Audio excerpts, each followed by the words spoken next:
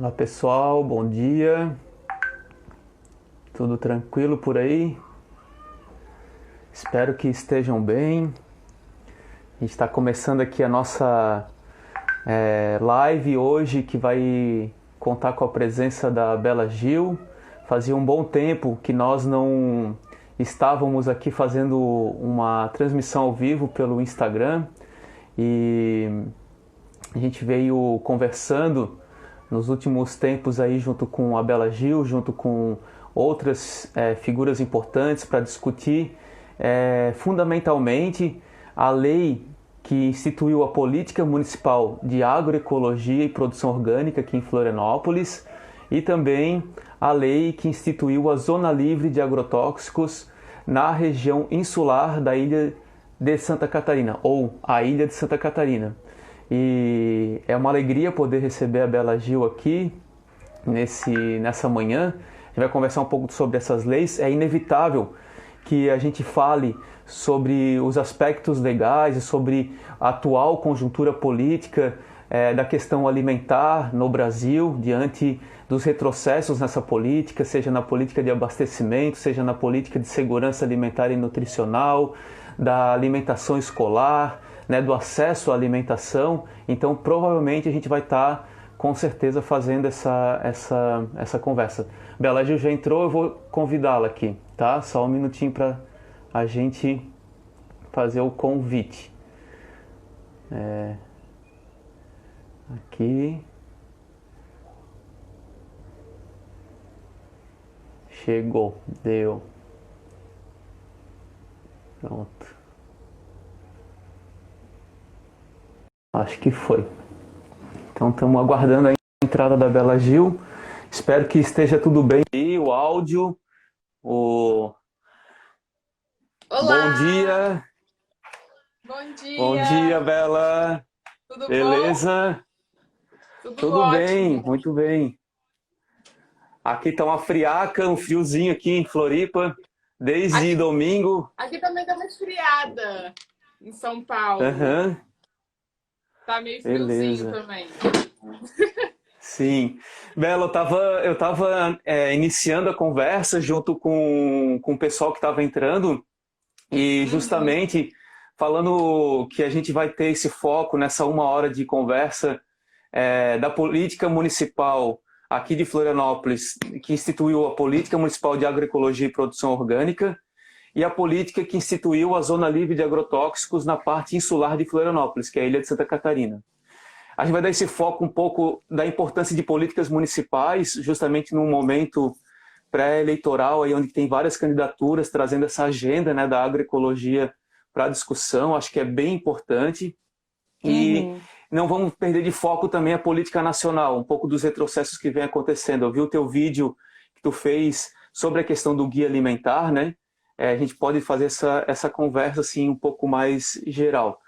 Seria legal, de repente, tu fazer uma fala inicial, um pouco dessa tua militância no campo da segurança alimentar, da alimentação, e depois eu falo um pouco também para introduzir essa parte aí mais específica das leis municipais, pode ser? Pode.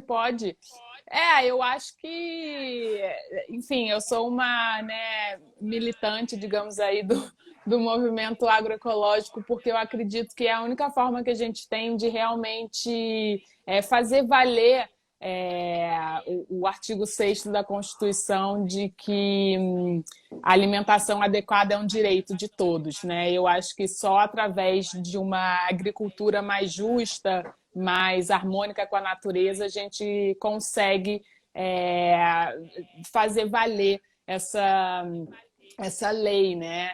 Essa lei não, mas esse direito que eu acho que é fundamental. Isso.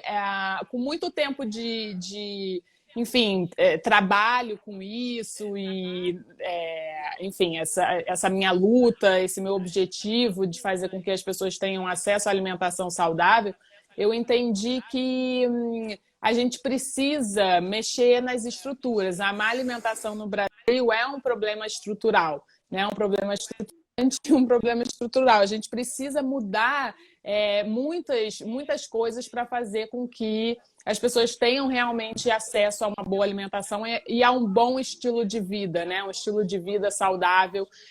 Então, eu acho que é fundamental a gente ter conhecimento, a gente ter informação para fazer as mudanças, mas a informação e o conhecimento sem a possibilidade da prática, né? Sem o acesso ao alimento, realmente não vale de nada. Então, só frustra, né, as pessoas. Eu vejo isso muito pelo fato de eu trabalhar na televisão e passar informações para o Brasil inteiro e receber muitas respostas e muitas pessoas falando: poxa, acho muito legal o que você faz, mas eu não consigo, eu não tenho dinheiro, ou não vende isso na minha cidade, eu não tenho acesso a esse produto e tal e tal.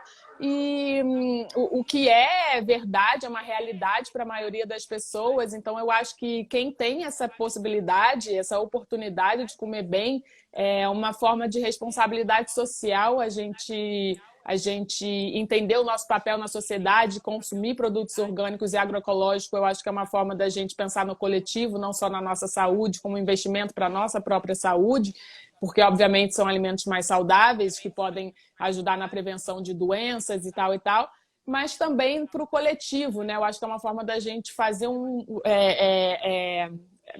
fazer algo hoje para mudar o amanhã, sabe? O futuro, fazer com que todos no momento tenham esse mesmo acesso, essa mesma oportunidade. Então, eu acho que tá muito... E aí, eu falei dessa questão individual e não infelizmente, não é tudo que a gente pode fazer, porque se a mudança fosse simplesmente individual, eu acho que seria até mais fácil, mas a gente tem problemas e políticas públicas positivas e negativas em relação à produção de alimentos orgânicos e agroecológicos e comida saudável, né? Então, por exemplo, agora a gente teve essa questão do guia alimentar, né? Que o Ministério da Agricultura pediu para o Ministério da Saúde revisar o guia alimentar, o que é um grande problema, porque o guia pede, né, incentiva o consumo de alimentos frescos, alimentos orgânicos, alimentos agroecológicos, inclusive, alimentos saudáveis e pede para evitar os produtos ultraprocessados. A gente tem uma política pública de que, na verdade, é algo federal, é muito grande, né? O Brasil tem isenção isenção tributária para os agrotóxicos, para o setor de agrotóxicos, o que é um grande problema e deixa a produção orgânica e agroecológica assim, menos competitiva, digamos assim, né? Então enfim, eu posso listar várias coisas, mas eu quero, enfim, deixar você falar também. Mas eu acho que a introdução é essa, assim, a luta é pela democratização da alimentação saudável, mas não basta só a gente se importar com aquilo que a gente está colocando no nosso prato, a gente precisa mudar nas estruturas. Então, a vereança é algo muito importante para a gente mexer nisso e dar mais acesso às pessoas a esses alimentos. Eu acho que a gente precisa pensar nisso, assim, no coletivo, e eu acho que através da política a gente pode mexer em muita coisa. Então, por isso que eu acho fundamental o seu trabalho, a sua militância e a sua ocupação, né? Porque você traz muitos benefícios para a sociedade. Então, realmente, enfim, se todos tivessem a oportunidade de ter um Marquito na cidade, ia fazer muita diferença. Então, o legal, Bela, é que tu traz vários elementos importantes, porque primeiro que a questão do acesso ou o direito à alimentação, ela deve ser garantida pelo Estado, né? E aí, quando o Estado ele inverte a sua lógica de ele apoiar as grandes cadeias agroalimentares, né?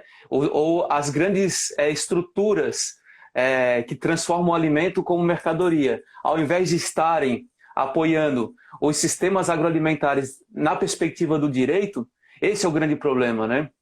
Porque quando a gente aprovou aqui, a gente aprovou algumas leis importantes, tá?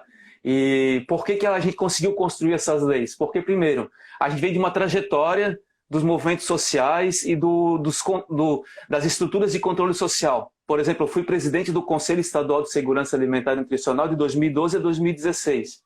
Num período em que, por exemplo, a gente viu a aprovação do novo Guia Alimentar para a População Brasileira. E esse guia é numa perspectiva de alimento enquanto patrimônio, enquanto direito, e não enquanto alimento enquanto mercadoria, sabe? Então, quando a gente faz uma política municipal de agroecologia e leva isso para a Câmara e bota isso lá para os vereadores, num espaço hoje onde a democracia está cambaleante, essa é a grande realidade.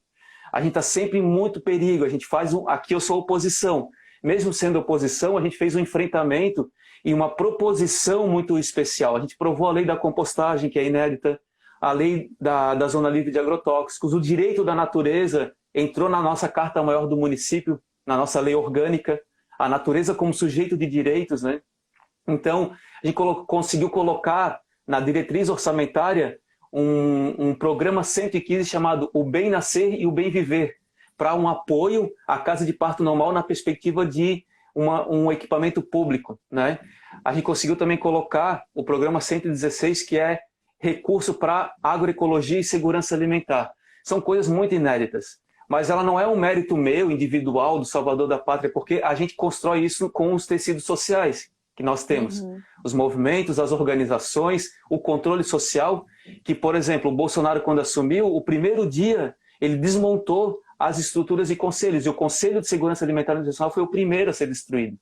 E a gente vê uma sequência, né, de fatos, né, que são muito sérios do ponto de vista da estrutura das políticas para a segurança alimentar e nutricional, que tem tudo a ver com as políticas de agroecologia, né? E tu foi muito correta no que falaste. Hoje o Estado brasileiro ele financia uma agricultura que não é uma agricultura que alimenta o povo. A agricultura que alimenta o povo, e isso está declarado, 70% dos alimentos da nossa mesa vem da agricultura familiar. E hoje nós não temos, esses últimos 3 anos, não teve um centavo para a agricultura familiar, para fomento, para apoio. As empresas públicas de extensão e pesquisa estão super precárias. As ONGs que atuam no campo da agricultura familiar estão super precárias. E a agricultura familiar ela tem uma diversidade enorme, né? Um agricultor familiar lá, ribeirinho, na região amazônica é diferente de um do semiárido, que é diferente aqui de um do sul, do sudeste, né? Portanto, eu trago essa análise para dizer da importância das políticas locais, sabe, Bela? Por causa da necessidade de se ver. E aqui é onde se realiza a vida. Então, poder aprovar uma política de agroecologia e tornar um território zona livre de agrotóxicos aponta para o mundo. Mas isso não é a solução. A gente não vai ter uma cidade socialmente justa e ecologicamente equilibrada se nós não tivermos um restaurante popular, por exemplo. Se a gente não apoiar cozinhas comunitárias. Então, esses equipamentos eles se complementam, né? Mas já é um grande passo. No contexto político global, brasileiro e até local, conseguir apontar para a população que o acesso à alimentação adequada e o direito humano à alimentação adequada, ele se dá não somente pela escolha do poder de aquisição, mas ele se dá por políticas públicas. E o Estado tem função prioritária nisso, né? E aí é legal conversar porque a gente vem estudando, por exemplo, as indústrias colocaram na cabeça dos agricultores que se a gente taxar os agrotóxicos, os agricultores vão pagar mais. É mentira. É mentira. Isso tem que sair do lucro dessas grandes indústrias, né? Que nem pagam impostos como os ICMS, não pagam taxa de importação desses produtos e pior, todo o rendimento e todo o lucro deles, quando é levado para fora do país, que a maioria são multinacionais, eles não pagam taxa por esses lucros adquiridos no país. Olha o absurdo. E aí quando o agricultor se contamina, uma pessoa adquire as doenças crônicas não transmissíveis, é o nosso imposto, nossos encargos gerais que pagam essa conta, que pagam o sistema público, né? Então é injusto. A gente tem que tratar com justiça. Vamos colocar a justiça no primeiro plano, então vamos dar as mesmas condições do agronegócio para a agroecologia.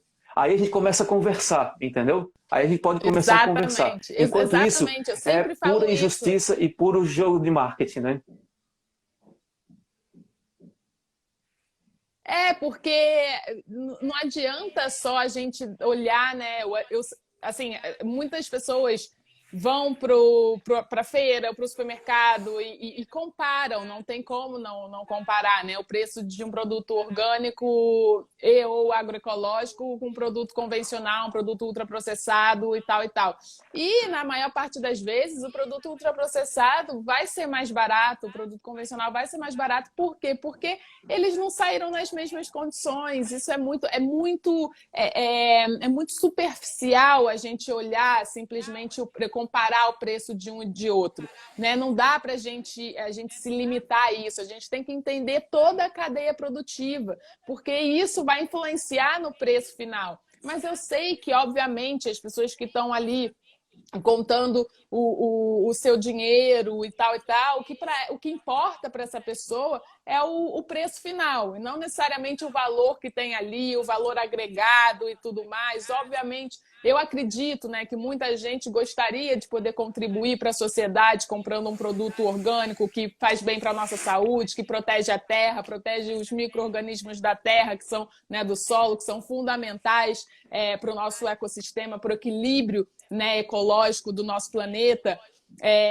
Eu acho também que ajuda, né, a saúde do produtor, que ele não vai estar ali tendo contato direto com veneno e por aí vai.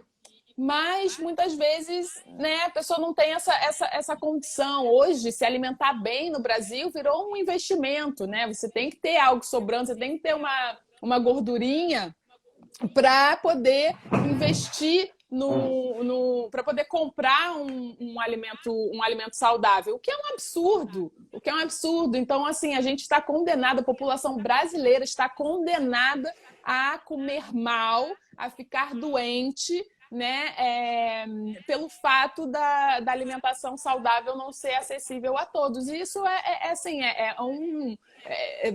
pensando em modos gerais, assim, é uma forma de genocídio, sabe? É um negócio assim terrível. Você não dá oportunidade da pessoa escolher o que comer.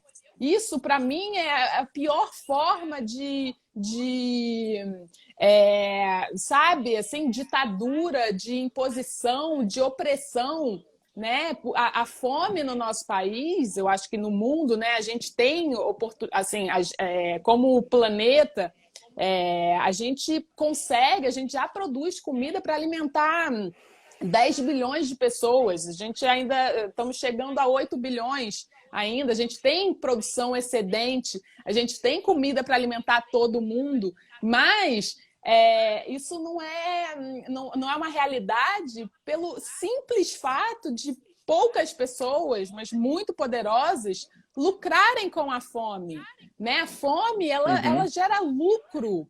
Isso é o maior absurdo, mas é verdade. Uma pessoa com fome, ela vai aceitar qualquer trabalho, ela vai aceitar qualquer comida, ela vai ser super explorada, sim, e isso faz com que poucas pessoas, mas muito poderosas, continuem lucrando, continuem acumulando capital e continuem com essa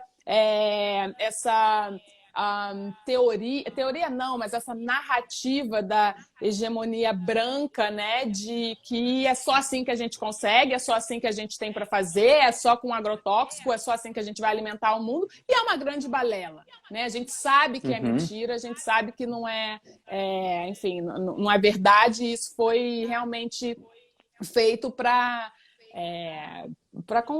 a gente continuar nesse terrível problema que é nesse ciclo vicioso da pobreza e da fome. Enfim, eu fico muito, muito possessa com isso. E é muito bom a gente, só para terminar, que você falou da questão de políticas locais, eu acho isso fundamental, é fundamental. Acho que a gente começar pequeno, a gente sempre tem que dar um primeiro passo. Eu acho que, né, eu gosto da frase, a gente pensar global, mas agir local, né? É isso. Fundamental a gente ter esse... Porque é o primeiro lugar que a gente cuida da nossa casa aqui, né? Nosso espaço, nosso lar. A gente quer a casa cheirosa, bonita, limpa. A gente quer cuidar da nossa família. E aí a gente consegue passar isso para o coletivo. Então, políticas locais são fundamentais porque elas cuidam, né, do nosso lar maior, mais expandido, que é a nossa cidade, e isso faz com que se reverbere, né, para outros lugares. Eu acho quantas coisas que não estão acontecendo aí, que não viram ou virão a se tornar exemplos para outros lugares. Isso é fundamental. Então, acho que é muito importante a gente pensar nessas políticas locais. E você faz isso super bem. Legal. Assim, tu tocou num ponto central, que é a questão da qual que é a função do Estado num mundo globalizado onde 6 corporações dominam o mercado de sementes, de alimentos, né? E dessa dinâmica que cada vez ficam mais ricos à custa de cada vez pessoas mais pobres e adoecidas. Essa é a grande realidade, né? Essa crise sanitária que a gente vive, acompanhada da crise política e democrática do planeta e do Brasil, né? E acompanhada também de uma crise maquiada econômica, financeirizada, vamos chamar assim, porque dinheiro não falta e os ricos ficaram cada vez mais ricos nesse período, né? Então, fundamental a gente compreender a necessidade das políticas públicas e da função do Estado. Então, o Brasil é referência em políticas super importantes, Bela, que é a política do PNAE, a Política Nacional de Alimentação Escolar, o antigo Programa de Aquisição de Alimentos, né? Ou as políticas de controle de estoque, né? Para a produção de alimentos, né? O próprio Guia Alimentar, eu estou com ele aqui na mão, ele é um instrumento que é uma referência internacional, porque tratou do alimento enquanto patrimônio, enquanto direito, né? Ele conseguiu fazer uma análise da importância das diferentes sazonalidades, que teve esse documento aqui super importante, ó, os alimentos regionais brasileiros. E essa questão da diversidade é maravilhoso, e o Guia Alimentar trouxe isso junto. Isso daqui é referência para nós, porque a gente tem a perspectiva do alimento enquanto patrimônio. Antes de ser direito, é patrimônio. E isso não pode nos tirar. E claro que as indústrias querem nos tirar. Querem nos tirar o direito da semente, de nos tirar a garantir que somos todos agricultores e agricultoras. Para e pensa sobre isso. Nós praticamos agricultura há 12 mil anos. E é um direito nosso. Mas esse modelo capitalista de acumulação e de dominação e de exploração vem cada vez mais colocando justamente nas bases. Na produção de alimentos, no direito da mulher pelo seu corpo, é uma forma da indústria dominar também as pessoas, do trabalho, da força de trabalho, das mentiras que se contam na perspectiva, muitas vezes, de exploração, está dizendo que a pessoa é livre, mas ela é cada vez mais explorada, né? Então, acho que isso é importante a gente sanar com políticas públicas. E eu acho muito importante falar disso, nesse momento político que está as disputas eleitorais municipais, trazer perspectiva agroecológica, né? Nas políticas de abastecimento, de segurança alimentar e nutricional, as políticas de gestão de resíduos, é uma abordagem agroecológica. Não faz sentido a gente mandar resíduo orgânico para o aterro, se a gente pode ter gestão de resíduo orgânico e compostagem descentralizada, local, voltar a produzir alimentos com agricultura urbana. A gente pode ter saneamento ecológico. Não faz sentido nenhum a gente ter as cidades com problema de saneamento, de tratamento de esgoto, sendo que a gente poderia ter tratamento ecológico a partir do tratamento de esgoto na perspectiva de substrato ou de insumo para a agricultura. E isso não é uma lógica louca, muito pelo contrário, é real. As prefeituras compram alimentos tanto para a rede socioassistencial quanto para a rede escolar. Por que não compra dos agricultores locais? Então precisa de lideranças políticas nesses espaços, desmontando as grandes máfias que estão instaladas nesses setores, mas mais do que isso, propondo também ações propositivas, né? E aí a gente colocou aqui, Bela, à disposição o nosso mandato e essas leis aprovadas para quem quiser acompanhar, ir no site, tem todas as leis, a histórico de construção delas e de tramitação, porque a gente nunca teve lá naquele espaço, mas a gente aprendeu a dialogar. Para fazer a zona livre de agrotóxicos, foi agricultor na tribuna, foi agricultora na tribuna, foi médico que trabalha com os impactos dos agrotóxicos na saúde humana, foi o promotor do Ministério Público que mostrou os dados dos agrotóxicos na água e nos alimentos. Então a gente sensibilizou mesmo com contraditório, mesmo tendo oposição declarada àquele conjunto de vereadores, a gente conseguiu conquistá-los de forma propositiva, sabe?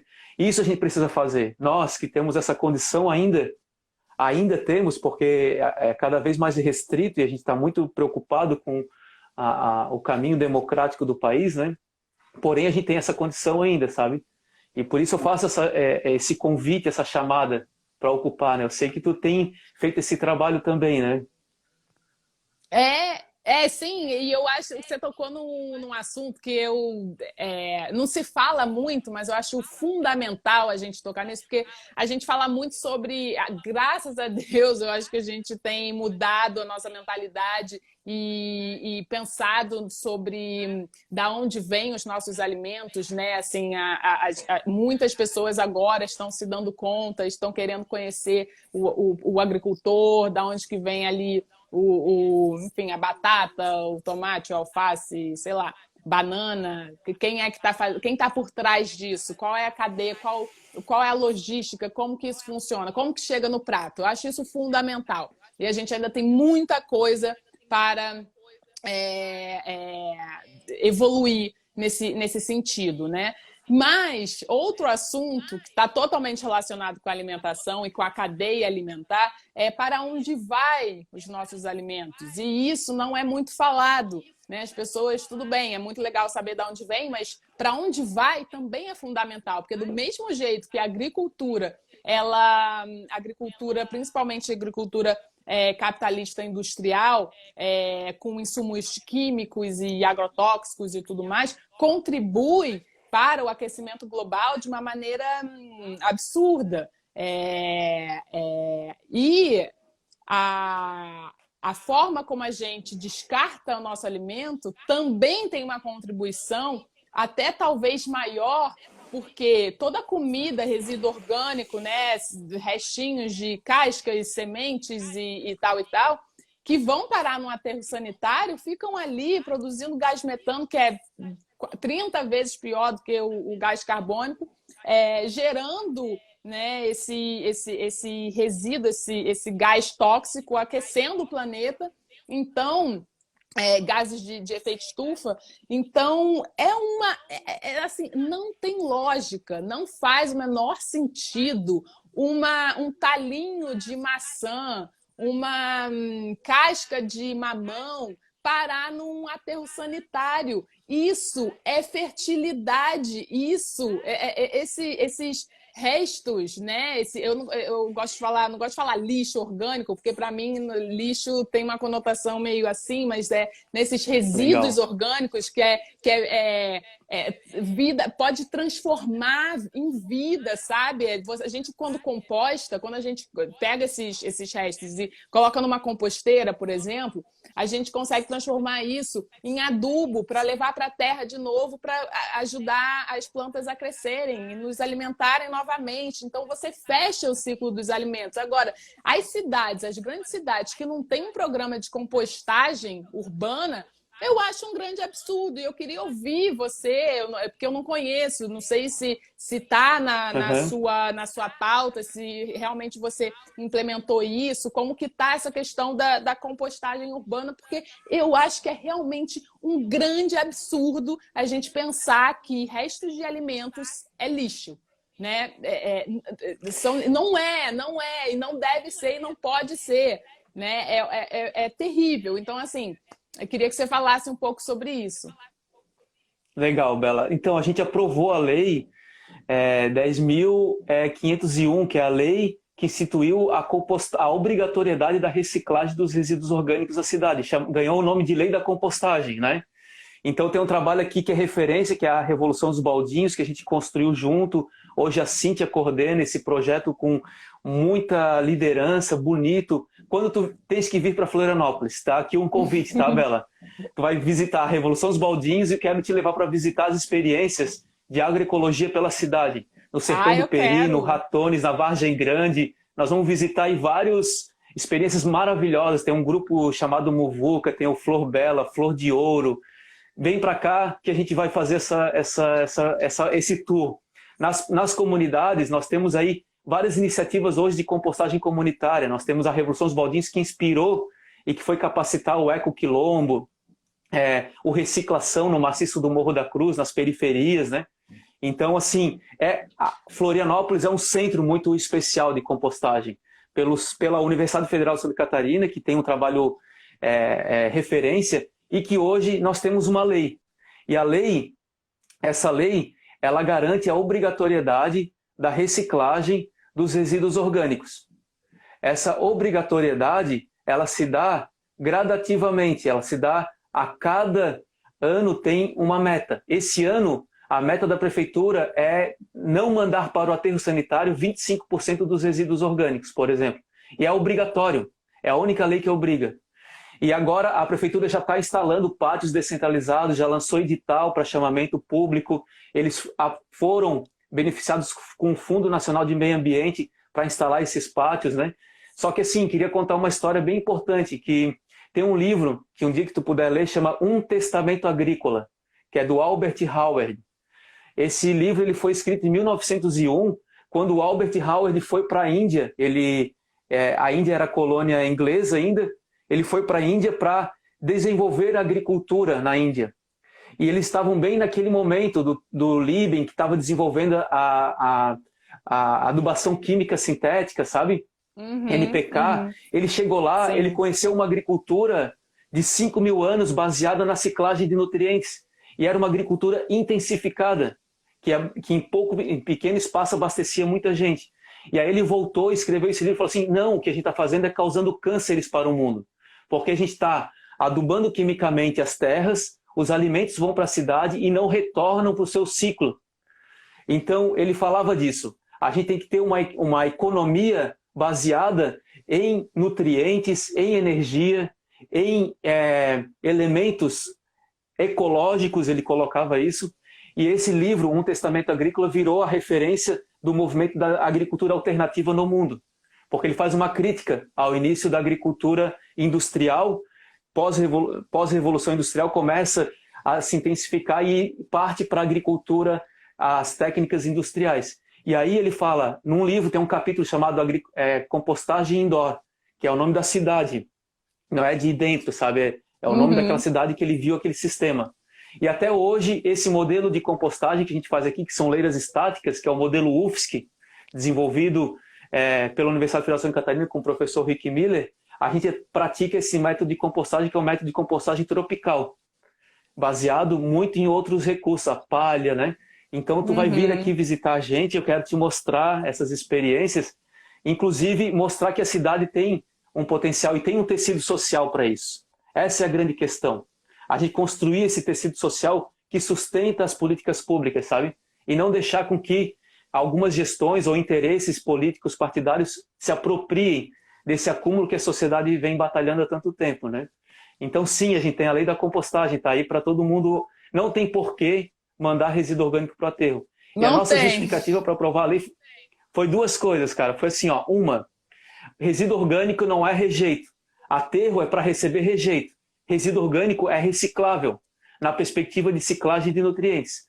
E o resíduo orgânico é o pior resíduo para colocar no aterro, porque é ele que produz o chorume. O chorume é aquilo que tem que ser controlado, e ele produz os gases pela decomposição anaeróbica, que depois vai ser os gases mais maléficos para a nossa atmosfera. Então, isso está colocado na Política Nacional de Resíduos Sólidos, está colocado, que a gente está correndo risco, não sei se tu sabe, mas tem uma investida de aprovar as incinerações pelo Brasil. Os tratamentos a partir de incineração. E a lei da compostagem, ela proíbe a incineração em Florianópolis. Mais do que fazer compostagem, ela proíbe a incineração. A gente pouco fala disso, sabe? Mas tem uma investida no Congresso Nacional, tem um lobby muito grande das indústrias globais de incineração querendo vir para o Brasil, e a gente vai precisar segurar essa onda aí, porque é bem pesado. Não faz sentido. A base da agricultura ecológica é solo saudável, planta saudável, alimento saudável. E na cidade a gente tem o resíduo orgânico para fazer agricultura. Não faz sentido mandar embora. E temos ainda nutrientes dos nossos excrementos, que a gente poderia estar aproveitando na perspectiva de agricultura. Nós temos vários momentos. Aqui em casa eu tenho banheiro seco, bacia de evapotranspiração. É possível, é um modelo. Eu não vou tratar disso como política pública exclusiva, mas pode ser um dos elementos ou um dos modelos considerados para tratamento de esgotamento sanitário, por exemplo, né? Então, Exatamente. essa é uma visão, a agroecologia nos traz essa visão sistêmica, né? A gente não consegue mais pensar as coisas dissociadas, né? Não existe, exato. A gente vive num planeta só. Essa ideia de tipo, vou jogar o lixo fora é o clássico, né? Não existe fora, não existe. A gente vive numa casa só. Você não pega, quando está em casa, você não abre um pacotinho, pega o pacote e joga no chão. Né? Isso, você não faz isso na sua casa. Por que você deixa isso acontecer? Né? Por que a gente deixa isso acontecer no nosso planeta? Não dá, não dá. As pessoas têm que começar a entender. E, obviamente, isso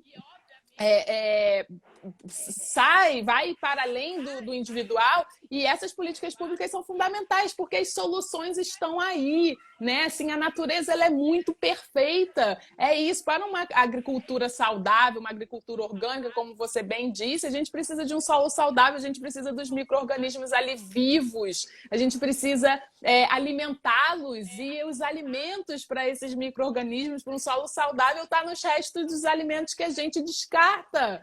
Né? Então, assim, a gente pode fechar esse ciclo, a gente deve, e aí que eu reitero aquela minha fala anterior de que as coisas não acontecem do jeito que deveriam, né? Para o bem social, o bem coletivo, o bem da natureza, porque o interesse de poucos ainda sobressai, ainda é imposto ali sobre o interesse do coletivo, do que faz bem, né? Então, é muito bom a gente começar, por exemplo, ter você aí em Florianópolis, é um alento, sabe? É uma forma da gente se introduzir no sistema para mudar. Agora é uma notícia, notícia inédita, mas enfim, eu vou falar, não sei, ele tá aqui, eu não sei se mas o meu marido, ele vai se é um spoiler, ele vai se candidatar a vereador aqui em São Paulo. Pelo PSOL. Que massa! Exatamente. E eu fico super feliz, porque assim, é uma forma da gente estar entrando, sabe, nessa sujeira toda e fazer. Que massa, JP. É nóis. Depois eu vou te ligar para te pegar umas aulinhas, assim, já que é a minha primeira vez. Bora, cara, vem. Chegou, cara. Tem muito para aprender. Papo bom, viu? Tô assistindo ali. Que Parabéns. massa. Até mais. Que legal, JP. Valeu, querido. Porque é isso, cara. É isso. Eu acho que é fundamental a gente, não basta só a gente ficar falando e, por exemplo, acho que Florianópolis não estaria nesse patamar de, tipo, uma cidade, município incrível, já super avançado em relação à agroecologia, se não fosse você. Né? Então, assim, espero que o JP faça coisas incríveis aqui em São Paulo também, se ele for eleito. Com certeza, vai sim, cara. Então, essa coisa, né, de ocupar esse espaço é um espaço tão que nos causa tanta estranheza, mas é necessário. Que bom que pessoas têm candidaturas incríveis pelo Brasil. E a consolidação de política pública, Bela, ele leva tempo. Então, assim, por isso, inclusive, que a gente está se recandidatando agora, sabe, para dar continuidade ao mandato agroecológico e para garantir que essas leis que foram aprovadas elas sejam implementadas de fato, executadas de fato. Por causa, às vezes, do jogo político, é uma guerra, é um peso, né? Garantir a aprovação, depois garantir a execução da lei, fiscalizar a execução da lei para que ela não seja apropriada também e que ela sirva realmente de política de Estado e não política de governo ou de uma figura única, né? Então, por conta dessa perspectiva, a gente também está se recandidatando para dar continuidade ao mandato agroecológico, né?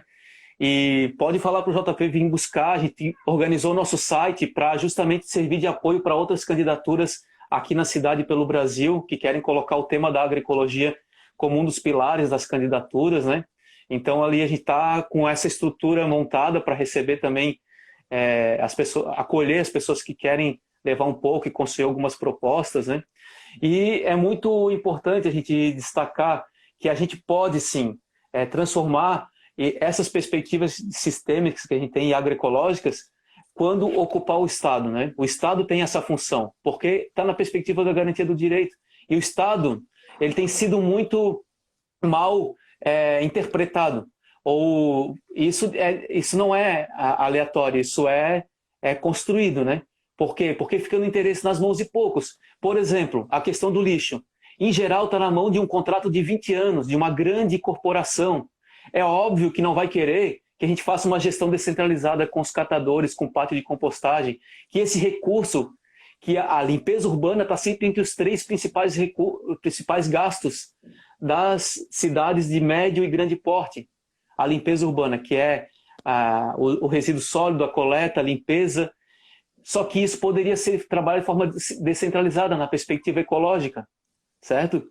Por que não é? Porque é um grande contrato, às vezes de 20 anos, e de um interesse enorme, inclusive que tem relação, entra governo, sai governo, eles estão lá. Então, desconstruir isso e desmontar isso depende muito de uma força grande da gente, mas tem que ter um tecido social que sustenta isso também, sabe? Então, uma dica para o JP é entrar no diálogo com esses grupos que estão discutindo a questão dos resíduos sólidos na cidade, a segurança alimentar, né? Os fóruns, né, que vêm debatendo isso. E, com certeza, ter uma figura como ele, como vocês representando, é o que esses movimentos se sentem mais seguros, né? Então, muitas vezes a gente faz um trabalho silenciado, sabe? Então Você ouviu? Bem feliz com essa notícia aí, galera. Bem feliz. Muito bom, muito bom. Não, a gente tá aqui animado. Acho que São Paulo precisa disso. Assim, é uma cidade grande. Eu acho que também pode ser um exemplo, né? Pode vir a ser exemplo para outros lugares também, mas com certeza JP vai beber muito da sua fonte aí, porque você já está fazendo um trabalho maravilhoso. E você estava falando no começo também dessas questões de né, as políticas locais são muito importantes, mas o desmonte do que a gente está vivendo, né, do governo federal tem um impacto muito grande. Então, eu queria saber de você também como que você está enxergando isso, o que você está fazendo para poder, de alguma maneira ou de outra, não só se prevenir, mas remediar todos os problemas que acontecem devido a esse desmonte que está acontecendo, como a gente pode dizer, dar exemplo a questão da política de estocagem, que, enfim, o Brasil deixou de estocar arroz e exporta tudo, e agora o preço de arroz para a gente aqui está, tipo, absurdo, né? O Brasil, ele se gaba de ser, tipo, um grande exportador de alimentos, o celeiro do mundo, exporta 70% da soja para a China para alimentar porcos lá, mas a gente, há mais de 10 anos, tem que importar feijão da Argentina porque a gente não consegue se alimentar, a gente não tem segurança nem soberania alimentar. E tantas outras coisas. A questão da isenção de tributos para o setor de agrotóxicos, que a gente falou um pouco, a extinção do Conceia. Como que você, como pessoa, como político, como vereador, está se protegendo, né, e protegendo a sociedade disso tudo? Então, o primeiro ponto assim, fundamental é o diálogo com os movimentos sociais, assim, com os espaços de controle social. Então, o Conselho foi desmontado, mas a gente vem tentando manter o Conselho Estadual a partir da força das entidades da sociedade civil e das universidades, tem feito um papel super importante, sabe? Reconstruir o Fórum Catarinense de Soberania e Segurança Alimentar e Nutricional, numa perspectiva popular. Tem se construído essa perspectiva da Conferência Popular de Segurança e Soberania Alimentar e Nutricional, né? Então, esse lugar de estar construindo com o tecido social é importante, né? O segundo é a gente denunciar internamente. Então, aí, por exemplo, agora, essa tentativa do ataque ao guia alimentar, que é muito séria, porque isso é lobby das indústrias, é muito, muito deflagrado esse lobby, muito deflagrado, porque ele justamente critica essa questão da culturalidade do alimento enquanto patrimônio cultural, né? E ele vai colocar que os alimentos industrializados e ultraprocessados precisam estar de orientação para as pessoas se alimentarem. No mesmo momento em que um dado mostra que de cada 10 domicílios brasileiros, 4 estão em insegurança alimentar nesse momento. E a gente já tinha saído da linha da fome, infelizmente. E saído como? Não foi saído entregando cesta básica, não, foi saído com políticas, como tu falou, políticas de soberania, de controle de estoque, de preços baixos, de programa de aquisição de alimentos, comprando agricultura familiar e redistribuindo na rede socioassistencial, a alimentação escolar. Uma parte importante das crianças e jovens só se alimentam adequadamente nas escolas, porque em casa tem dificuldade de ter alimentação. Isso é uma realidade. Quem está em insegurança alimentar? São indígenas, quilombolas, ribeirinhos, periféricos e favelados. Essa é a grande realidade. Negros e negras. A fome e a insegurança alimentar, ela tem classe, ela tem cor, ela tem gênero muitas vezes. Isso a gente precisa deflagrar, entendeu? A gente precisa deflagrar. E esse é um trabalho que a gente vem fazendo. Mas não dá para ser uma voz sozinha de um salvador da pátria enquanto a liderança política. A gente tem que ser um instrumento, um veículo dos movimentos sociais. E essa política que mescla a democracia representativa com a participativa, para mim é um pouco do que a própria Erundina coloca, né? A gente radicalizar o processo democrático, né? E trabalhar nessa perspectiva. É claro que é trabalhoso, é árduo, é pesado, né? Mas ao mesmo tempo é necessário, porque a gente aponta, né? E muitas vezes na Câmara, a gente tem um banco de sementes dentro do gabinete da Câmara, sabe? Tem um banco de sementes, uma biblioteca, a metade das pessoas que vão lá vão para pegar semente. A gente quebra aquele espaço, que é um espaço hegemônico, sabe? De alguns grupos, com pessoas, são outros corpos ocupando a Câmara nessa perspectiva, sabe? E a gente sabe que o povo quer essa perspectiva. Agora a gente tem que aprender e construir instrumentos de diálogo para conseguir afetar mesmo as pessoas, né? Sim. E é um exercício, é um esforço, Bela. A gente não tem uma receita pronta, a gente está aprendendo também, mas o princípio da democracia, da radicalidade, da democracia, a partir das bases sociais, do tecido social, ela é muito importante, né? E sempre consultar, quando não sabe, consultar as pessoas, colocar o mandato a serviço desses coletivos, né? Uma das coisas que a gente vem fazendo para se proteger. Porque o ataque é grande, né? Os interesses econômicos são grandes, é isso que está em jogo, não tem outro, né? E muitas coisas são feitas, inclusive, para desviar a nossa atenção, né? Então a gente se concentrar, justamente. E as políticas locais são importantes para isso. A gente disputar orçamento local, disputar recurso local é importante para isso, né? Exatamente. Ai, que bom, que bom. Massa. Ouvir assim. Não, muito legal, assim, gostei da notícia pra caramba. Acho que vai ser um mandato na perspectiva agroecológica, tenho certeza, na real. Com certeza. E bom conversar contigo. Uhum. E você falando eu não sei se enfim, que estão vendo a gente aqui, elas sabem exatamente o que é o Guia Alimentar para a população brasileira. Eu só queria falar um pouquinho dele, porque assim, ele é gratuito, vocês podem baixar online o PDF. Ele foi lançado em 2014, é referência mundial, ele é elogiado pelo mundo inteiro, reconhecido pelo mundo inteiro. E semana passada, dia 16 de setembro, o Ministério da Agricultura, sob pressão clara da indústria, né, alimentícia, da bancada ruralista, pediu uma revisão do guia. Eu fiz um vídeo, para quem quiser entender melhor sobre esse assunto, entra no meu Instagram, tem um vídeo sobre isso, porque é muito importante a gente entender a importância de um guia alimentar para a população brasileira, que não só preza pela saúde do indivíduo, como preza pela saúde da sociedade, do coletivo e do meio ambiente. Então, como o Marquito falou, o guia, ele realmente ele é tão incrível que era impossível ele sair ileso, né? Com tantas pessoas, com pessoas poderosas, com interesses mesquinhos, não iriam deixar o guia passar batido, porque ele preza pela alimentação baseada em produtos saudáveis, produtos in natura, frescos, né? Frutas, legumes, verduras. Ele fala da importância da agroecologia, não só para a alimentação, para a nossa nutrição, mas também para o meio ambiente e para a questão cultural. né? Eu acho isso fundamental, assim, a gente vivendo após agricultura industrial, né, a agricultura capitalista, a Revolução Verde, a gente começou a padronizar a nossa alimentação através da padronização da agricultura, né? A gente começou a produzir monoculturas imensas, extensas, né,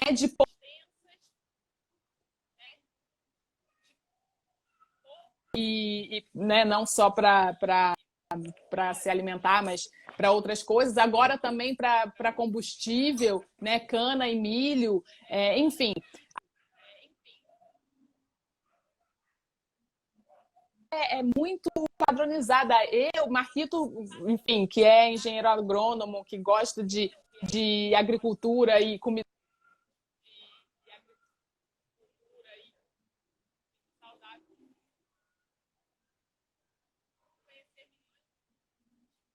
brasileira, por causa dessa padronização do consumo de alimentos. E essa padronização ela é terrível. Ela é terrível para o solo, né, principalmente, mas para a nossa saúde. Então, reintroduzir a biodiversidade no prato, né, incentivar uma agricultura biodiversa, né, e consumir produtos da biodiversidade brasileira é uma forma da gente resistir, né, uma forma de criar resistência contra essa padronização do consumo de alimentos. E aí eu só queria falar sobre isso porque o guia ele comenta, né, ele fala sobre essa questão que é maior, né, que não é só uma questão nutricional, mas uma questão maior para a nossa sociedade, né, de que a gente precisa se alimentar bem pensando no coletivo. Então, era isso. E quem quiser ouvir, pode entrar lá no meu Instagram que tem o vídeo completo. Muito legal, Bela. A gente vai repostar o teu vídeo no nosso, então. No nosso Instagram também tem legal. o abaixo-assinado eletrônico ali, em defesa, que foi construído pela Conferência Popular de Segurança e Soberania Alimentar. Então, a gente vai colocar o link ali para as pessoas assinarem também, tá? E a gente tá acabando, falta 5 minutos. Queria, assim, agradecer imensamente a tua presença, do JP. Quero reiterar o convite, depois das eleições, com certeza vai ter segundo turno, o Boulos e a Irondina vão para o segundo turno. Aqui também a gente conseguiu fazer uma frente popular com 10 partidos e organizações do campo democrático popular. O PSOL e o PT vão encabeçar essa chapa. O nosso professor Elson, do PSOL, vai ser candidato a prefeito, e o vice, o professor Lino. A gente vai ter uma chapa maravilhosa. A gente tem tudo aqui também para mostrar uma outra perspectiva de cidade, né? E queria também convidar todo mundo para acompanhar nossas redes sociais. A gente lançou aí o financiamento coletivo para a campanha agora também. Então, tem as assinaturas ali em defesa do Guia Alimentar, né? Quem quiser acompanhar os projetos de leis aprovados, nós temos nosso site também, marquitoagroecologia.com, que dá para pegar um pouco dessas experiências para quem está aí nos municípios, né, reiterando. E agradecer vocês, JP, te agradecer, Bela, muito por esse momento, essa troca, né? E tá o convite, tá? Final do ano, depois de passar as eleições, vem para cá para a gente fazer um tour. Quero te levar nos lugares bem bacanas aqui. Então, eu queria super te agradecer também, foi incrível conhecer mais sobre o seu trabalho. Realmente é uma esperança, assim, uma grande semente de esperança que já está dando frutos e que possa ser replicada aí pelo Brasil todo. Então, fica aqui o meu agradecimento por todo o seu trabalho. E a minha inveja aqui daqui a pouco será, como posso dizer, amenizada do pessoal de Florianópolis por ter você aí como vereador, mas quem sabe teremos JP também aqui levantando a bandeira da agroecologia em São Paulo. Então, é isso aí. Então é isso. Vai rolar. Um beijo para você. Beijão para vocês. Tamo junto aí. Beijo. Obrigada. Beijo. Força, sorte e muita luta aí nessa campanha. Valeu.